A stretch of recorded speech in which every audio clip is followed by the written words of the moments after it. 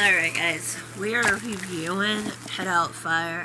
I hope I said that right. If not, please let me know. It is a squirrel-proof bird feeder. It's long-lasting bird feeder for outdoors.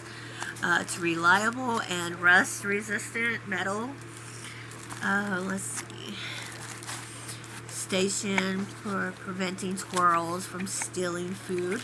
It is about 5-pound large capsule. Is blue. So the first thing is we do have how to put it together. We all need one of those, how to put it together. So you do get this little manual, and it tells you how to put it together and what to do. Let's see. More. So it does have pictures. If you're like me, you need pictures. Okay, so there it is. You have your pictures over here. Alright, so this is, I'm assuming this is the top of it. I'm going to say, I'm not too sure. It's a little cold, damp outside, so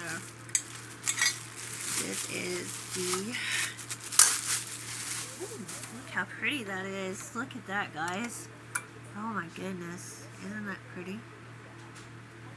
Look at that. That is awesome.